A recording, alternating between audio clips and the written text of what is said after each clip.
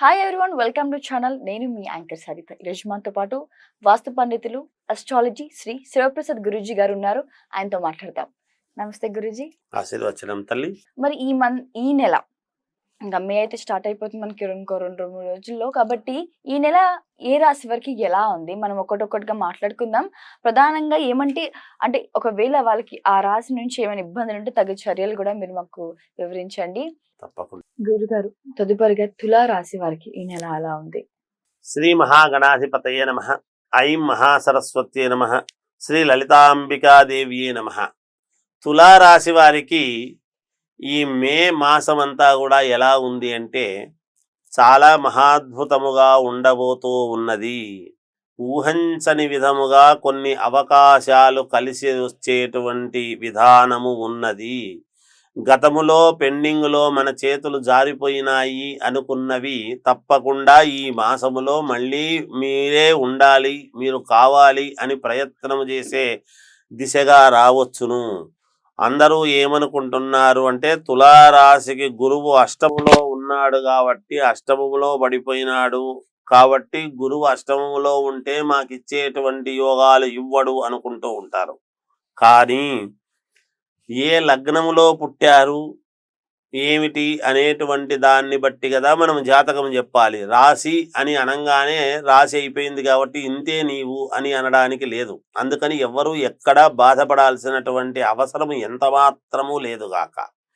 వీళ్ళ ఆలోచనలు కొత్తవి క్రియేట్ చేయాలి అని చూస్తారు. నలుగురికి ఉపయోగపడే విధముగా చేయాలి అని చూస్తారు. తద్వారా వాళ్ళు ఉపశమనము పొందాలి అని అనుకుంటారు.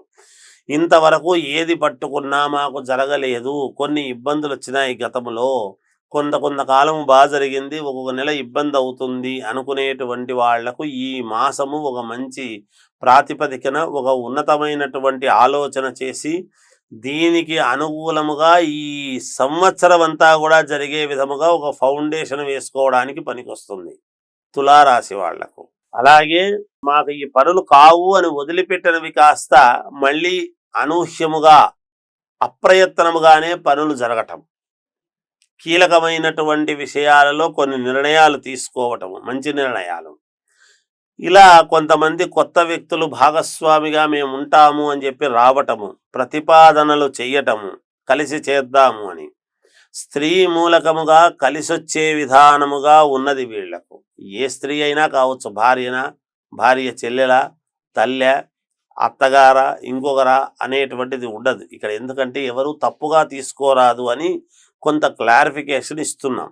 స్త్రీ వలన అంటే స్నేహితురాలు కూడా కావచ్చును గాక, ఒక స్త్రీమూర్తి వలన యోగవంతమైనటువంటి ఫలితాలు పొందబోతారు ఈ మాసములో వీళ్ళు అనేటువంటిది ఉన్నది. అలాగే ఒక దేవాలయానికి వెళ్ళినప్పుడు కానీ, ఒక క్షేత్రానికి వెళ్ళినప్పుడు కానీ అక్కడ ఏదో ఒక జ్ఞానోదయము లాంటిది కావటము, లేదా ఎవరైనా కనపడి ఒక మాట చెప్పడం లాంటిది కానీ ఏదో ఒక రకమైనటువంటి ఇది కలిగి వీళ్ళ జీవితంలో ఒక మార్పు జరిగే అవకాశము ఉంటుంది గాక.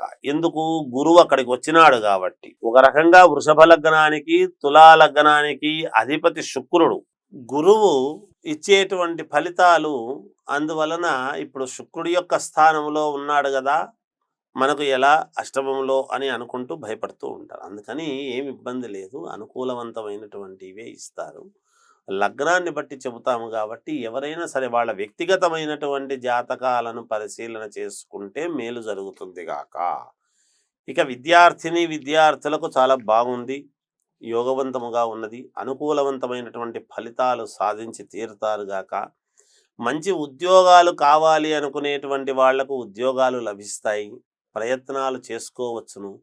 విదేశాలకు వెళ్ళాలి అనుకునేటువంటి వాళ్ళు కూడా ఆ ప్రయత్నాలు చేసుకోవచ్చు, వెళ్ళే అవకాశాలు ఉన్నాయి. ఇంట్లో శుభకార్యాలు చెయ్యాలి అనేటువంటి ఒక నిర్ణయము తీసుకోవటము, దానికి సంబంధించినటువంటి అడుగులు ప్రధానముగా ముందుకు వేయడం జరుగుతుంది గాక. కొంతమందిని నచ్చని అయిన వాళ్లను దూరము పెట్టేటువంటి విధానము ఉంటుంది ఈ మాసంలో కొంచెం వీళ్ళు. ఎందుకంటే ఈ తులారాశి వాళ్ళది ఒక రకమైనటువంటి మనస్తత్వం. వాళ్లకు అంటే వాళ్ళను స్వచ్ఛంగా ఉన్నాము, మనకే నమ్మితే ఇలా చేసినారే అనేటువంటి కించిత్ బాధ అనేటువంటిది ఉంటుంది, సహజం. ఇబ్బంది కలిగిస్తే మాత్రము దూరం పెడతారు. ఎంత నచ్చితే దగ్గరికి తీస్తారో అంత ఇబ్బంది అయితే దూరం పెట్టడం జరుగుతుంది గాక. ఇది. ఎప్పుడు కొంచెం ఏదో మేము అనుకున్నటువంటి పనులు జరగలేదే అనేటువంటి భావనలో ఉంటారు. దానికి ఈ మాసము తప్పకుండా కొన్ని ముఖ్యమైనటువంటి పనులు జరిగేటప్పటికి వెంటనే జరిగింది అనేటువంటి సంతోషములో వీళ్ళు ముందుకు వెళ్ళడం జరుగుతుంది. దూరపు బంధువుల యొక్క పలకరింపు ఇవన్నీ కూడా జరుగుతాయి. ఫోన్లు చేసి మాట్లాడడం చేయడం జరుగుతాయి.